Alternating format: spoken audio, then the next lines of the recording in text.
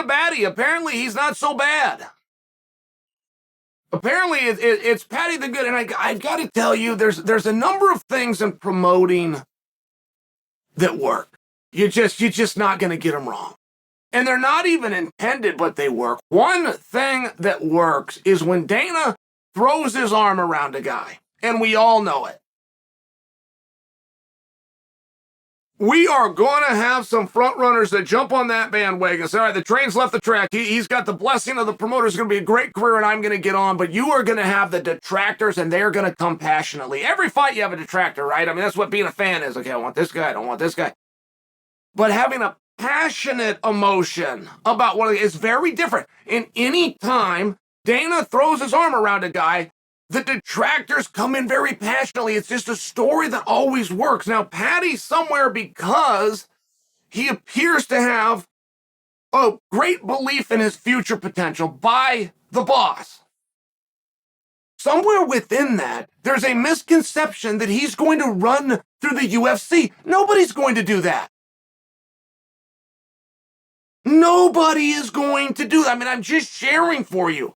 Like, there was a real belief after that fight. Okay, Paddy's not as good as we thought he was. He's been exposed. Excuse me. That is so incredibly rude to Truck Gordon, who, by the way, went into that fight with a 19-4 record. That dude is a hammer with some of the best coaches and training in the world. I mean, I'm just sharing for you. Now Gordon came to play. Make no mistake. Paddy found himself in a fight that was harder than he knew it was going to be, but he responded. I have not seen anything from Paddy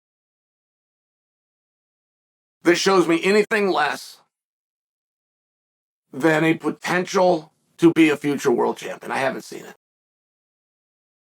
I've seen him deal with adversity. I've seen guys try to grapple with him. I've seen guys get him tired. I've seen guys surprise him. I saw him get cracked in his chin. And that would have put anybody down. You guys go back and watch that fight, and you watch a left hook straight on, right on the bone. He didn't flinch. Turns out Paddy's a pretty tough guy. And you know what? He might have a secret. Paddy in this weight issue business is very real. I'll give you guys a story. Molly and Paddy are very close. And Drake bet on him. He bet on the two of them. He did it in a parlay. And he won millions of dollars. I want to say he bet $2 million and it was like 3.9. I'm changing them. Perhaps you guys have seen this, but it was quite literally millions of dollars. And Drake puts that out. And it's kind of cool, right? I mean, Drake's a big fight fan. That's kind of cool. We can use stuff like that. So Paddy and Molly make a video and respond it to Drake's post. I'm going back in time. This was back the England card. When Curtis Blades hurt Aspinall's knee, just to put in perspective for you. And Molly says, hey, Drake, can I get a rollie? She straight up asks him, doesn't know the guy, total stranger, can I have a Rolex? So Paddy weighs in and he's like, man, can I get one too? And so Drake tells him yes, and he gets some Rolexes. And it was just kind of this cool thing. I'm telling you that story because I happened to catch the video of Paddy opening that box. I have seen pictures of Paddy going around the fatty, right? Paddy the fatty. I'm not into the whole thing. I thought they were Photoshopped. My God, he did a massive amount of weight, almost unrecognizable.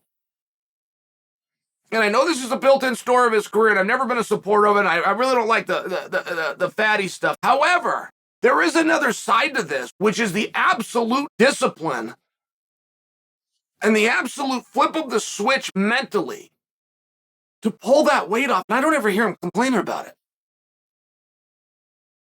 I mean, I watched Paddy this past week.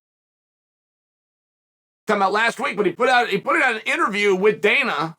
I'm assuming that was fairly timely.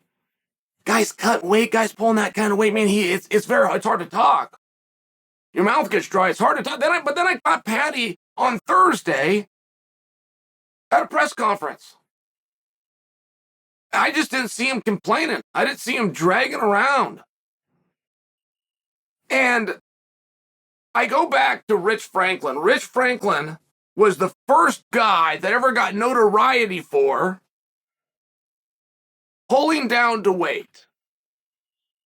And Rich used it, so people tell the story, as a weapon. He was able to weaponize it. He'd weigh in at 185, he'd get in the ring at 202, he'd be fully hydrated, he'd be feeling great. People go, man, how are you doing this? And I just fast forward to Paddy because there is something remarkable there, right? And there's another side to this weight going up and down. How are you doing this? And why aren't you tired? Why aren't you dragging? How come when a fight turns out to be harder than you thought it would be, and you drug all this weight and you did everything wrong? I mean, according to the stories, how are you at full energy? How do you have pep in your step? How come you're never complaining? How come you show up to all your interviews when you've got to be uncomfortable and just down in the dumps? I'm sharing with you, right? We can go tease Paddy for eating the chocolate donuts, or we can ask him, how are you doing that? How are you getting that weight off? What is your system? I just think it's interesting. I'm just bringing it to you guys because I think that it's interesting. And I'm seeing a guy within Paddy who, of course, is getting a little bit of a bad rap. Story coming right out of that is he lost. Okay, well, set that aside because he could have lost. Not only could have he lost 30-27. Truly. Gordon might have beat him 30-27. And if the judges had it unanimously, there's no problem. The other side of the coin, Paddy could have won 30-27. It was a really hard match. Can we agree on that? You guys will remember Thug Rose and Carla Esparza. The worst non-activity, non-offensive match in UFC history. Well, that's one way to say it, but another way to say it is it was the closest match in UFC history. There has never been a fight closer than Carla versus Rose. There has never been a fight where we don't know who we thought won and we just watched it. I think that's a literal statement. I'm trying to prove a point. A little bit of a broad. I think that's a literal statement. Tell me one. Tell me a fight that was closer than those two. Tell me a fight that was harder to judge. Tell me a fight where you did not know who was going to win, but you would support the decision either way and you're just glad somebody else has to figure it out, right? Different way to say it. But Paddy comes in, he's got the blessing of the UFC, he's working up his card, he's a co-main eventer, he's getting a big pop from the crowd. Got some good opportunities out there, and he's supposed to just run through the division. Run through the UFC. What are you talking about? I mean, I'll just share for you that I don't know that that's fair, and I'm seeing some major potential from him. Let's not disrespect Gordon, and let's not even disrespect the judges. We had a good, hard fight. And if you want to move up from the co-main event, you want to move up, there's only one spot to go. You got to be able to do championship rounds. That's always a question. Is the guy of the endurance, is the guy of the discipline, the dedication, everything that it takes to be prepared, a lifestyle to just be prepared to go championship rounds. And then we put a big question mark over his condition. You know, I'm not seeing that yet with Paddy. He's not the other side of the coin, where he's weaponizing, where he's got that George St. Pierre pace. I understand that, but he is not fading. He is not wilting at all. I think he's ready for championship rounds. I think it's Paddy the Not So Baddy. And I think you guys are being a little hard on him.